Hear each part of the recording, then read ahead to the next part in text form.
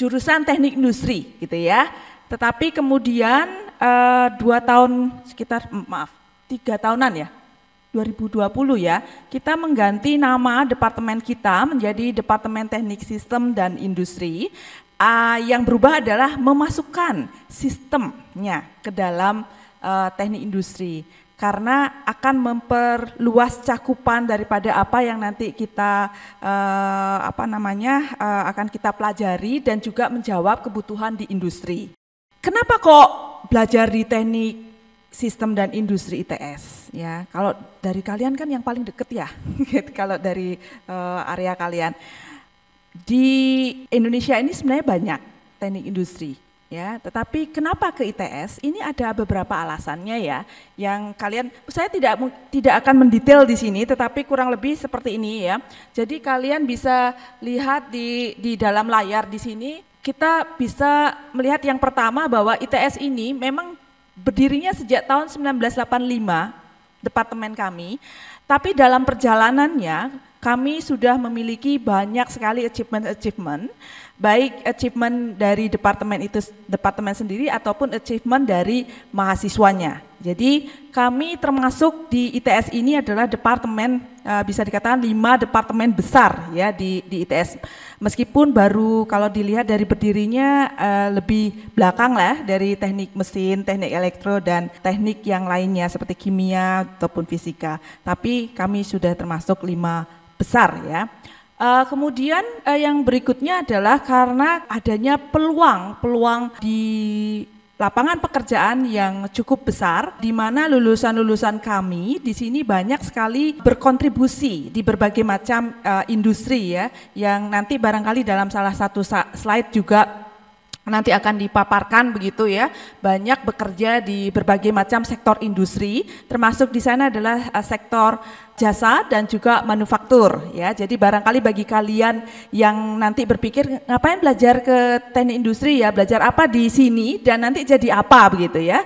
Departemen kami intinya adalah nantinya akan mengajarkan kalian bagaimana mengelola suatu industri, baik itu industri jasa maupun manufaktur begitu, dan mengelolanya agar lebih baik, produktif, lebih efektif, efisien. Nah, dalam perjalanannya untuk mencapai ke arah sana itu nanti kalian belajar berbagai macam ilmu. Jadi banyak dari alumni kami itu kemudian menjadi manajer-manajer begitu ya, pimpinan-pimpinan di perusahaan, karena apa yang kami ajarkan itu salah satunya adalah memberikan keilmuan yang nanti memungkinkan mereka untuk memimpin, mengelola suatu industri dengan lebih baik ya. Kemudian juga nanti kita akan lihat di sini kita memiliki beberapa partner university baik nasional maupun internasional, dan juga beberapa partner industri yang sering bekerja sama dengan TITS khususnya, DTSI ITS khususnya ya. Dan kemudian nanti juga terkait dengan profil alumninya, nanti ada ya slide-nya sendiri, barangkali nanti akan dijelaskan oleh Bu Atika begitu ya. Jadi perjalanan ITS, Departemen Teknik Sistem dan Industri ITS seperti tadi yang saya sampaikan, sejak tahun 1985 itu kami sudah sampai sekarang itu sudah mencapai beberapa achievement. Di sini barangkali baru sampai 2020 kalau tidak salah ya. Sebenarnya masih ada sambungannya, masih 3 tahun tuh ada achievement-achievementnya begitu ya. Jadi contohnya di sini pada tahun 1996 ini kami membuka Master Program Initiations, kemudian tahun 2009 Doctoral Program Initiation, jadi program dokternya dibuka. Kemudian pada tahun 2011 kami membuka Q-Class. Pada saat itu kami termasuk departemen yang membuka Q-Class pertama kali. Ya, apa itu Q-Class? Itu kelas yang basisnya berbahasa Inggris. Dan dari Q-Class ini kemudian jadinya basis menjadi ke IUP Class gitu ya. Jadi dulu sebelum ada IUP Class, Departemen Teknik Sistem dan Industri sudah memiliki kelas yang berbahasa Inggris begitu. Kemudian tahun 2015 kita mendapat sertifikasi Asian University Network ya, AUN QA, artinya ini pengakuan bahwa quality daripada sistem pengajaran kita itu sudah diakui di tingkat Asia ya. Kemudian pada tahun 2016 itu kita ya, kami mendapatkan, departemen ini mendapatkan ABET accreditation ya. Artinya apa? tidak cuma tingkat ASEAN, tapi juga tingkat internasional. Dan kami cukup berbangga dengan achievement ini karena di ITS hanya kami yang mendapatkan ABET accreditation pada waktu itu, ya. Dan 2019 kita menetapkan atau membuka program IUP. Jadi IUP program itu 2019. Meskipun sebenarnya sudah tahun 2011 ini kami sudah punya program bahasa Inggris, ya. Kemudian 2020 ya kami terus berupaya untuk lebih berkibar di dunia internasional, ya.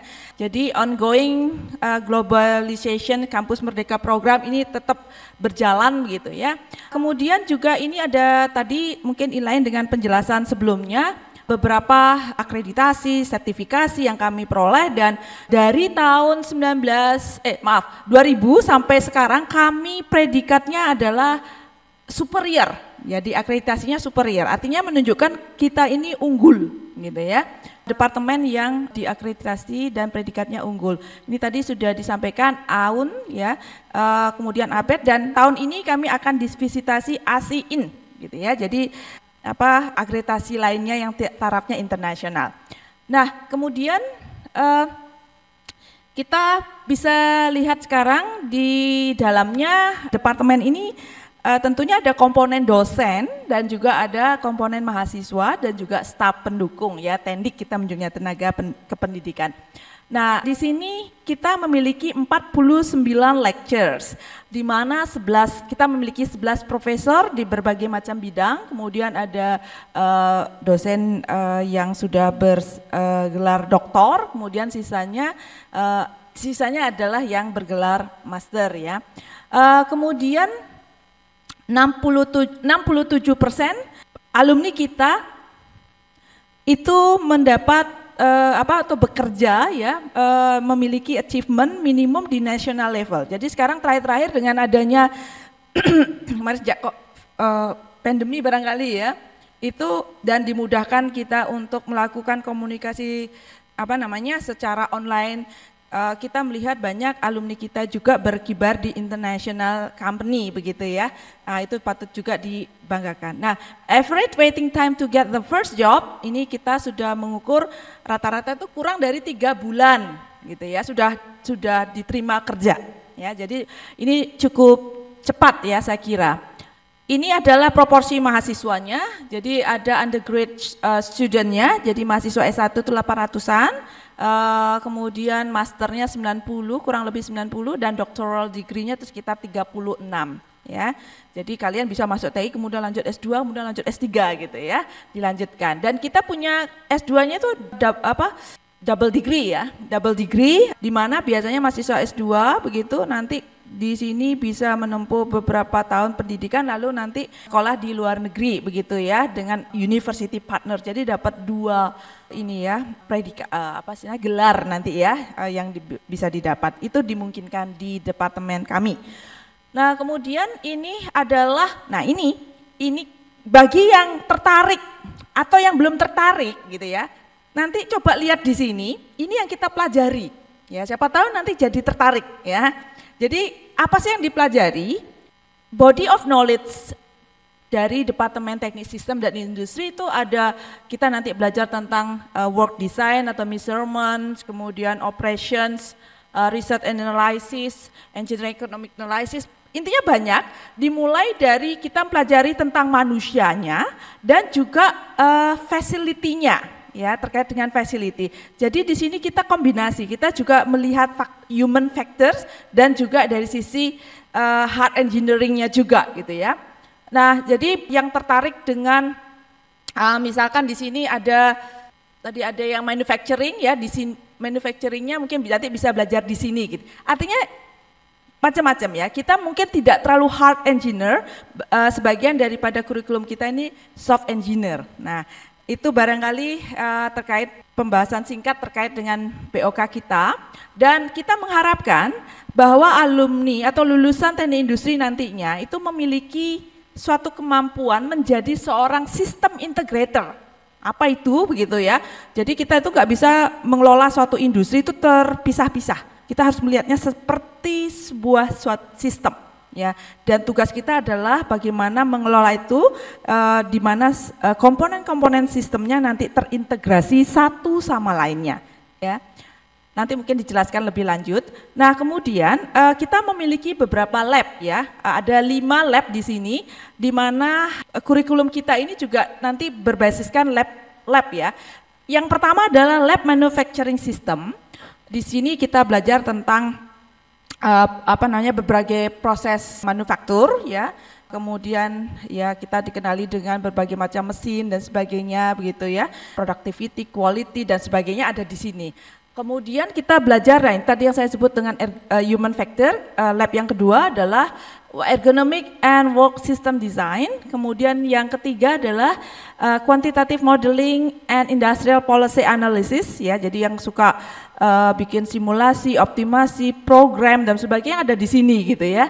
Kemudian berikutnya, nah ini labnya Bu Atikah ya, Industrial Management and System Design ya. Jadi membuat policy, kebijakan begitu ya, yang terkait dengan manajemen itu ada di sini.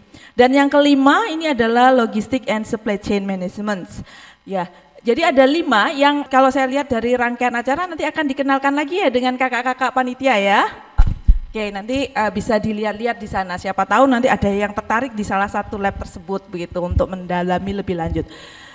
Ini secara garis besar apa yang ada di dalam masing-masing lab ya. Ada di sini beberapa peralatan ya. Ada antara lain ada production system design based on automation facility ya. Kemudian juga terkait dengan efisiensi and effective manufacturing system, kita memiliki peralatan yang kita sebut sebagai Toyota production system ya. Jadi ini adalah hibah dari Temin gitu ya, Toyota ya. Tapi mungkin saat ini kalian belum berkesempatan untuk bisa melihat ya. Jadi saya jadi teringat karena ini labnya sedang akan direnovasi gitu. Jadi berapa peralatan ini dipindahkan gitu ya. Dalam 1-2 minggu ini karena nanti akan direnovasi sekitar awal bulan depan gitu ya. Sebenarnya menarik bila kalian bisa melihat langsung, tetapi ya paling tidak dari sinilah kita lihat bayangan. Jadi manufacturing system laboratory nanti di sana kalian akan melihat paling tidak bagaimana facility instrumen yang terkait dengan industri 4.0. Kita punya tangan robot begitu ya. Kemudian juga terkait dengan isu ini ya, green ya, kami punya dosen-dosen yang fokus pada sustainability gitu ya, termasuk yang terkait dengan green manufacturing ya. Berikutnya ergonomic and work system design laboratory. Nah, ini lab saya begitu ya. Saya di sini begitu ya. Antara lain kita belajar tentang bagaimana merancang suatu sistem industri supaya lebih humanize ya, lebih memperhatikan manusianya agar manusianya itu safe, nyaman gitu dan produktif di dalam bekerja. Jadi ini macam-macam yang nanti kalian bisa pelajari di sini, termasuk yang kekinian sekarang terkait dengan VR gitu ya, virtual reality application design. Ini adalah salah satu yang sedang lagi diminati dan banyak diteliti begitu di sini ya. Kemudian kita lanjut ya karena waktunya dibatasi juga ya. Jadi berikutnya di sini quantitative modeling and industrial policy analysis laboratory. Ya di sini yang dipelajari data science, optimization, simulations. Mungkin beberapa dari kalian itu ada yang sudah familiar dengan ilmu ini dan ada yang berminat, maka barangkali sudah dikenalkan di SMA-nya masing-masing ya. Ini kayaknya terjadi kekacauan gitu ya. Iya, formatnya sepertinya berubah Bu dari laptop saya ke laptopnya teman-teman. Ya, maaf. Jadi basically ini ya yang nanti kalian pelajari. Ini hanya ini ya 2 lab ini yang tidak berubah ya. Ini bahasa planet ya. Tapi intinya di sini ya. Nah, kebetulan Bapak Kepala Departemen kami itu di sini labnya ya. Beliau sangat expert di dalam optimization ya, belajar operation research dan sebagainya, model-model begitu ya. Dan sebagainya ada di sini. Nah selanjutnya PSMI, wah ini labnya Bu Atika juga kacau ya. Tapi syukurnya ini. Jadi intinya di sini belajar tentang feasibility study, kelayakan ya di dalam membangun industri, kemudian mendesain ya industrial system Industrial and System Design, ya, jadi kalian belajar bagaimana mendesain suatu industri. Coba bayangkan, membuat industri itu seperti apa dari awal sampai akhir ya, bikin pabrik sendiri gitu ya kasarannya. Nah itu luar biasa di sini pelajari. Dan juga tidak cuma bikin, tetapi memanagenya ya, supaya bisa tetap sustain. Nah ini kan isunya sekarang sustain. Sustain itu apa sih? Kan berkelanjutan gitu ya.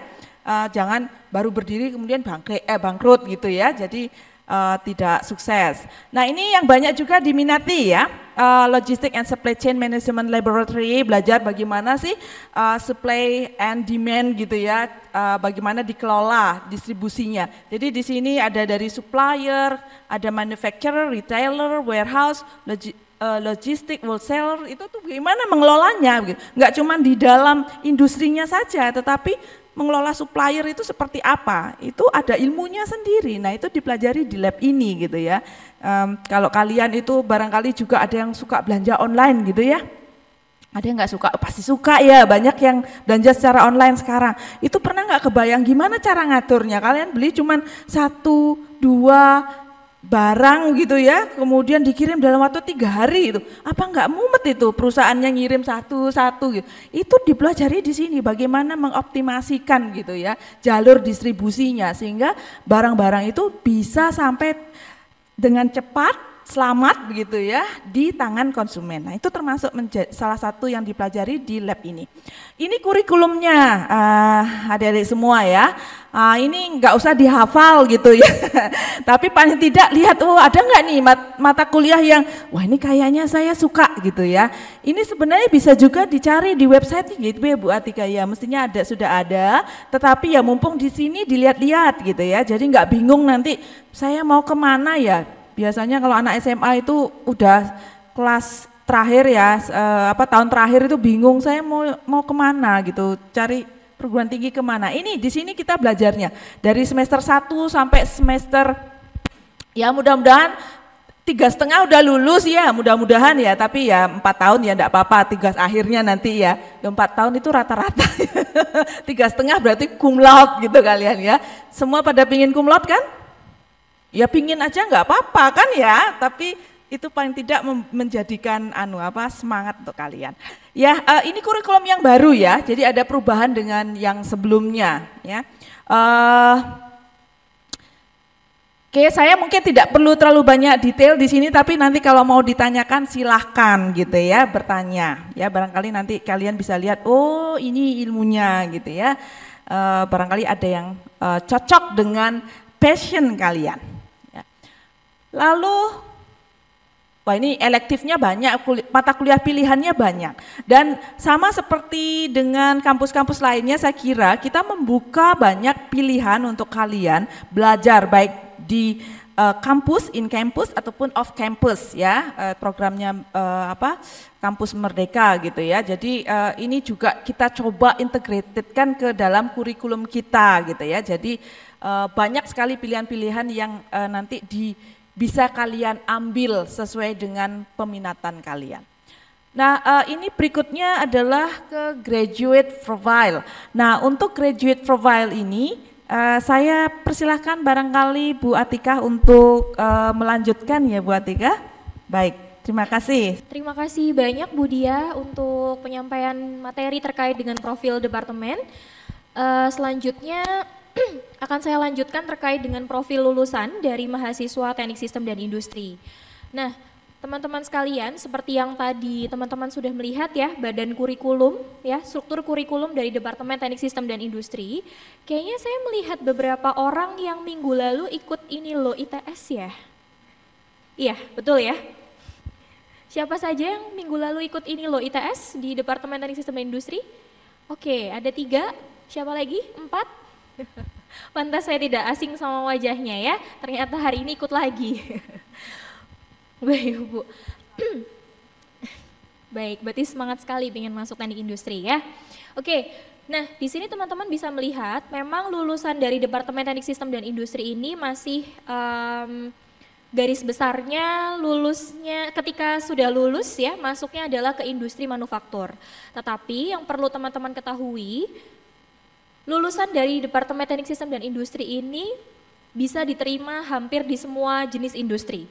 Ini tidak ini ya, saya tidak membual begitu karena memang kuesioner ini sudah kami sebarkan ke banyak sekali alumni, mulai dari alumni tahun 1989 ya sampai dengan alumni yang paling baru kemarin ya, tahun 2019.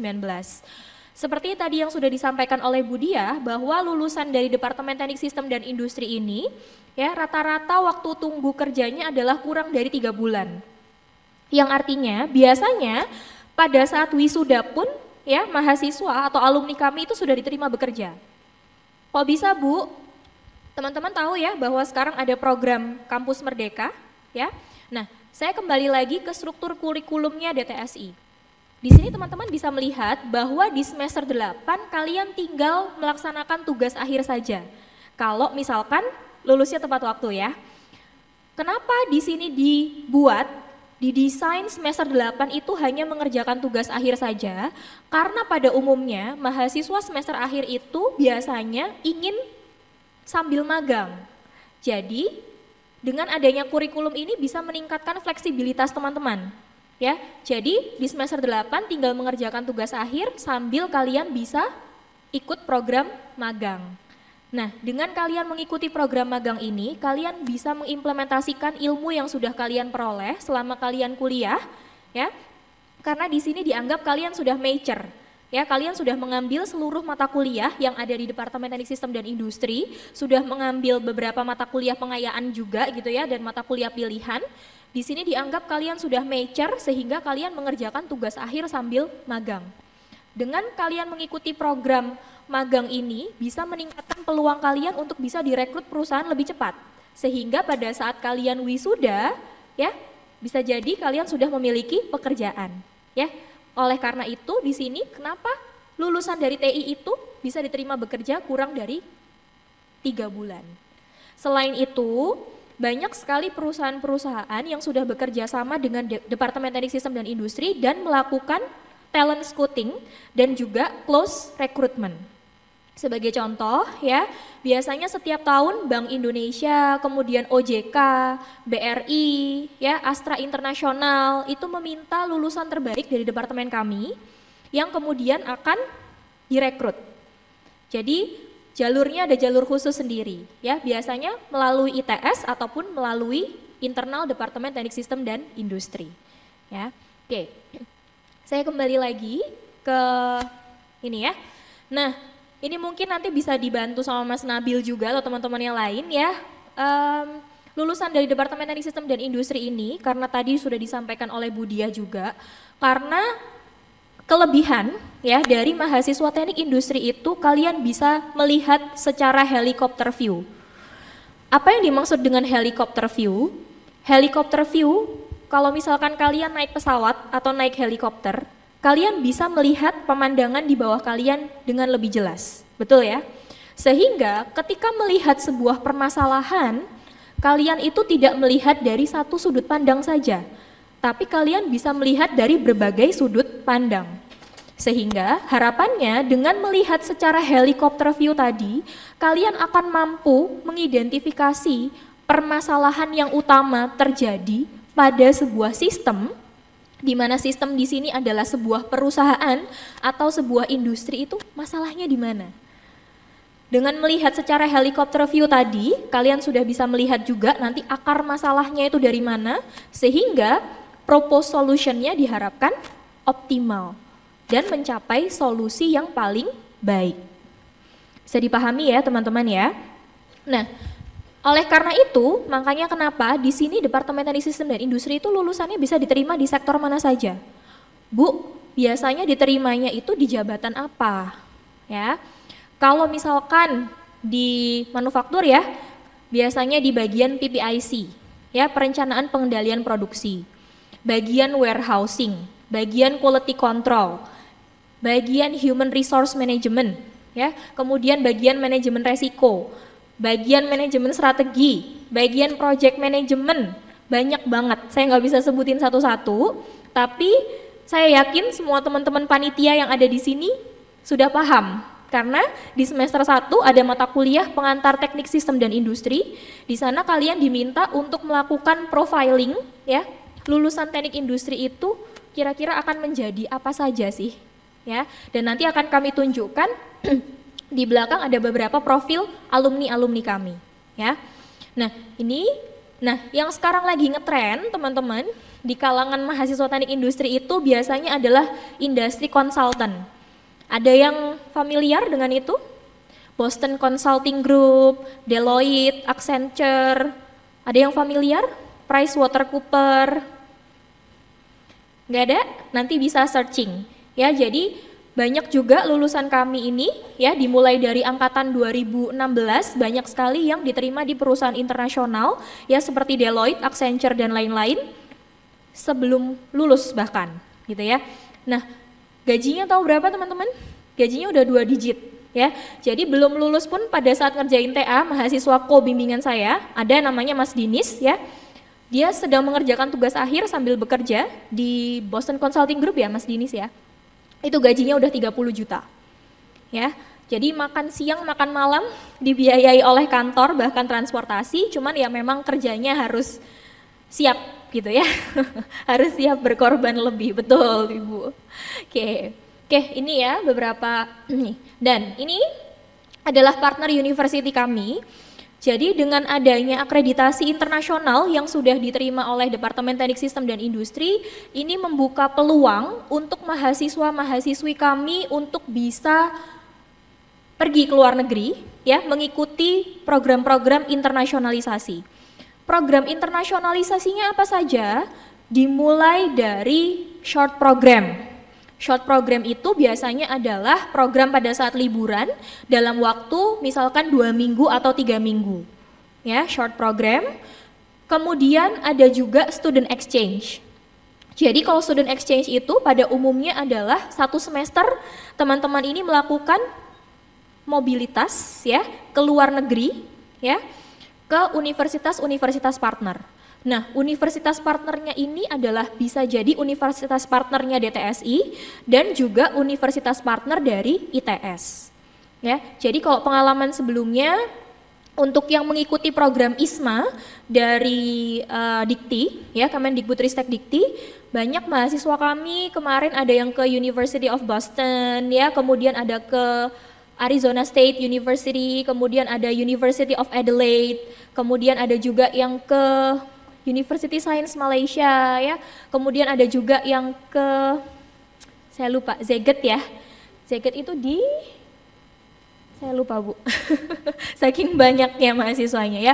Kemudian banyak juga yang ke Korea, ke Postek, kemudian ke Pohang University. Dan untuk saat ini Departemen Teknik Sistem dan Industri sudah memiliki banyak sekali kerjasama internasional, ya. Baik kami menyelenggarakan Ingenious Summer Camp, ya, yang digabungkan juga dengan Industrial Challenge setiap tahun yang bekerja sama dengan berbagai universitas, ya.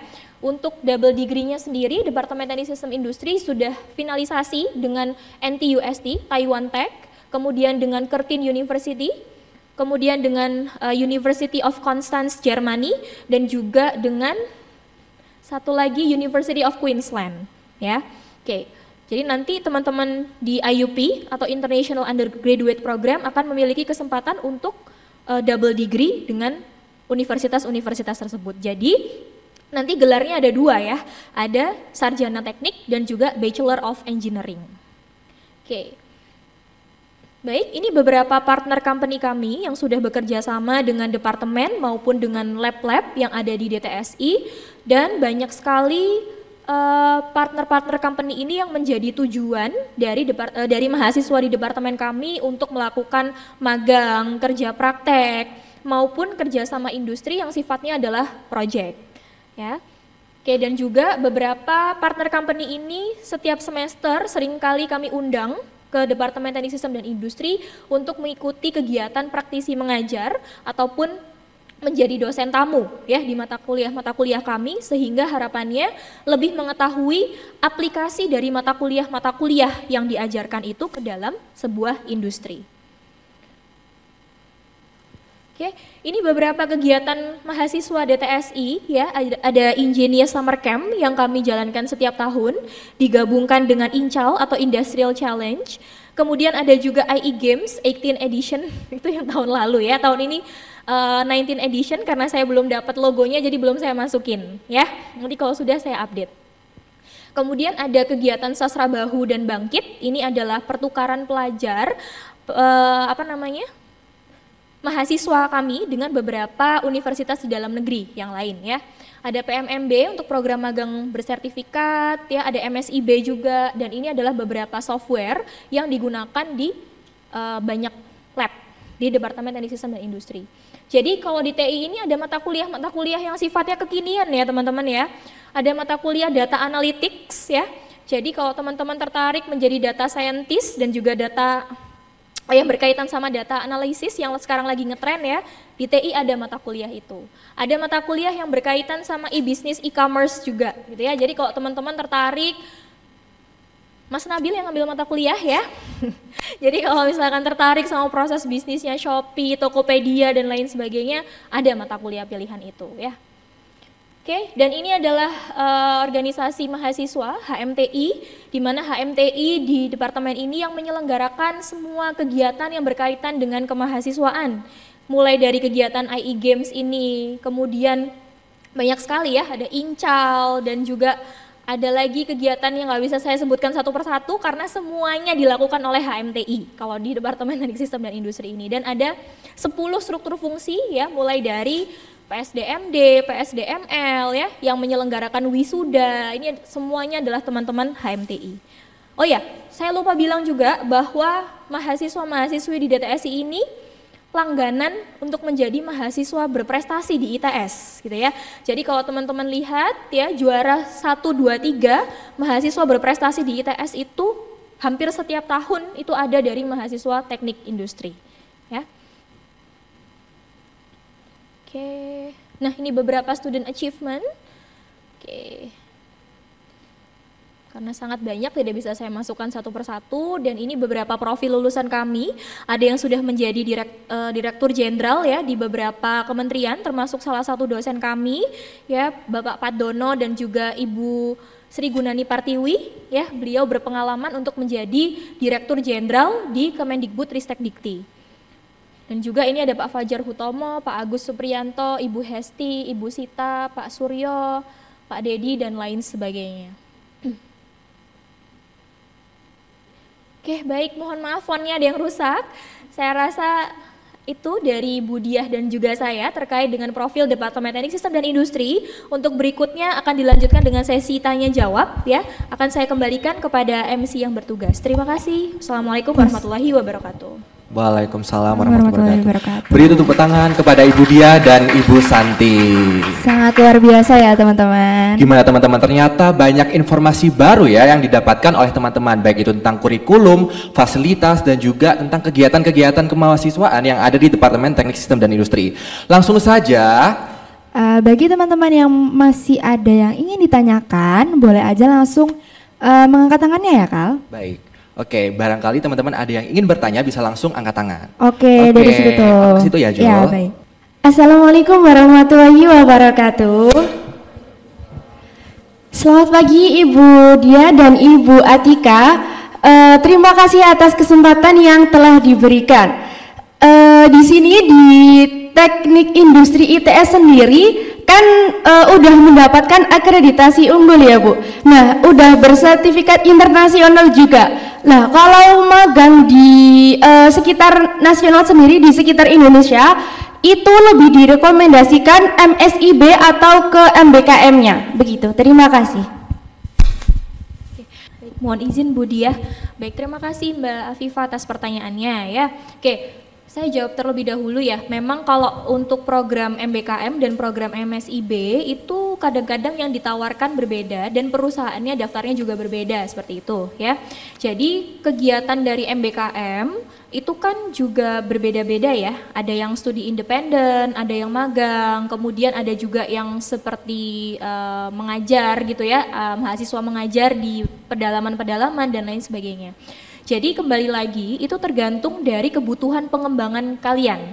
Kalau misalkan studi independen itu memang biasanya lebih bervariasi ya untuk jenis perusahaan dan lain sebagainya.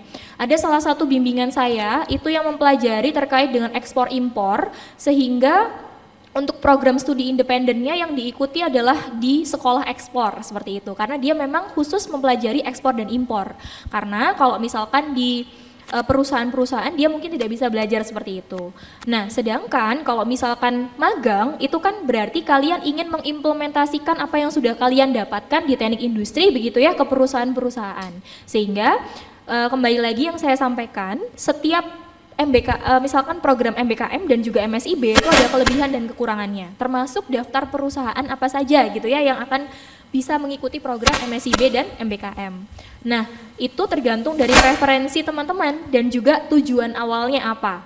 Seperti itu. Kadang-kadang kan mahasiswa sudah shaping the future gitu ya, sudah tahu nih begitu kalian lulus nanti pengennya berkecimpung di dunia industri apa. Nah, itu bisa juga menjadi salah satu pertimbangan kalian ketika kalian memilih untuk mengikuti program MSIB atau MBKM. Karena biasanya kuotanya juga dibagi ya kuotanya juga terbatas untuk MSIB dan juga MBKM itu, seperti itu.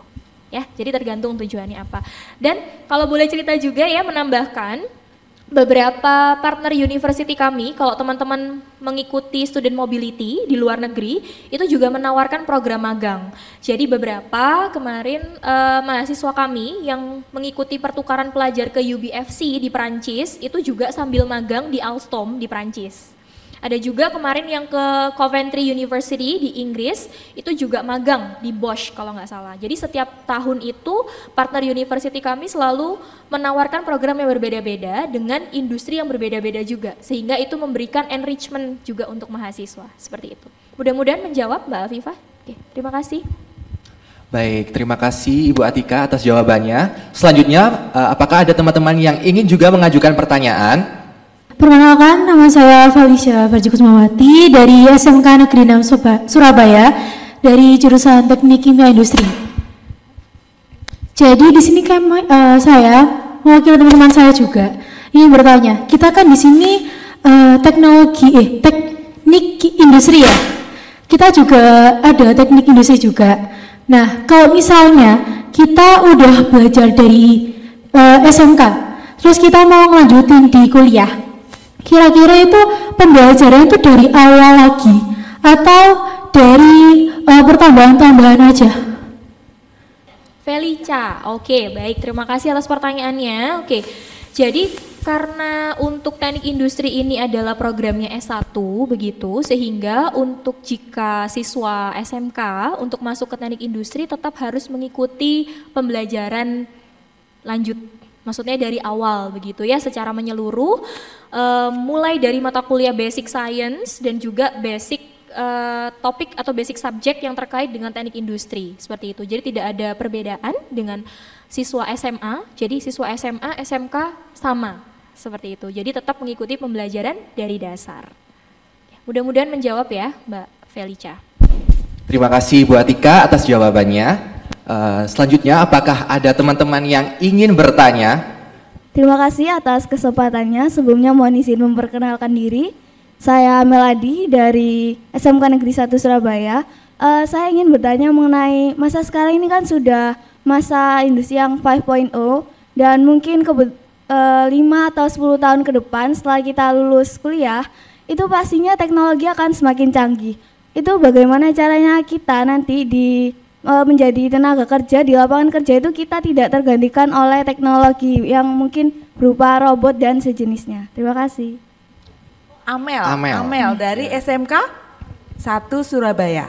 Oke, baik. Ini sambil berdiri saya ya. Jadi ini saya coba menjawab begitu ya terkait dengan pertanyaan tadi ya. Kita memang kita tidak bisa menyetop perkembangan, termasuk perkembangan teknologi. Ya, itu akan terus ya. Tadi saya menyampaikan di lab kami di mana saya berkecimpung tuh fokusnya adalah ke human-nya gitu ya, ke human. Dan dengan perkembangan teknologi kita melihat ini tambah lama kok digantikan dengan robot, automation dan sebagainya. Nanti tambah sedikit lapangan pekerjaan ya untuk manusia. Namun kalau kita lihat perkembangan teknologi itu sebenarnya tidak hanya sekarang, sudah dari dulu, zaman dulu ya. Kita belajar teknik industri itu sebenarnya basicnya juga dari zaman sudah lama, dari pertama kali mobil mungkin diciptakan dan sebagainya. Nah, satu hal yang sama ya, dunia selalu berubah, teknologi akan selalu berkembang ya. Tapi satu hal yang sama adalah manusia akan selalu adaptif ya, punya kemampuan beradaptasi. Ya, jadi kalau tadi pertanyaannya bagaimanakah kita nanti mengantisipasi perkembangan teknologi yang terus berkembang? Manusia punya kelebihannya di sini ya, dan kelebihan itu mampu beradaptasi ya, itu perlu tetap diasah dengan cara belajar terus-menerus ya. Jadi belajar terus-menerus dimanapun kita berada. Baik nanti belajarnya itu melalui perguruan tinggi atau nanti setelah S1, S2, S3, tujuannya itu adalah long life learning. Nah, itu salah satu yang juga kita selalu tekankan ke mahasiswa kita ya. Kita harus belajar terus untuk kita nanti mampu beradaptasi dan mencari solusi-solusi dari permasalahan-permasalahan yang muncul dengan terus berkembangnya kehidupan kita, termasuk berkembangnya teknologinya. Jadi jangan khawatir. Di sanalah kita selalu harus mengasah diri. Nanti zaman kalian mungkin bukan robot ya. Saya dulu pernah ngobrol-ngobrol gitu ya. Zaman saya dulu kalau ngelihat kayak drone itu mungkin sudah terheran-heran, itu hanya ada dalam movie ya. Movie dalam cerita. Dan sekarang saya berpikir kalau melihat flashback gitu, jangan-jangan apa yang kita tonton sekarang ini di zaman kalian nanti terwujud. Misalkan gitu ya, motor itu bukan lagi motor yang ada di daratan. Zaman kalian mungkin gitu ya, sudah motornya di atas. Ya, di zaman saya melihat banyak sekali perkembangan teknologi ya, yang dulu cuma di movie itu tadi. Sekarang lihat drone itu dulu cuma di film-film, tapi sekarang ada untuk berbagai macam keperluan. Jadi kalian tidak pernah bisa menyetop itu. Tapi kalian bisa beradaptasi dengan terus-menerus belajar, gitu ya. Mungkin mudah-mudahan bisa menjawab ya Mbak ya. Kasih.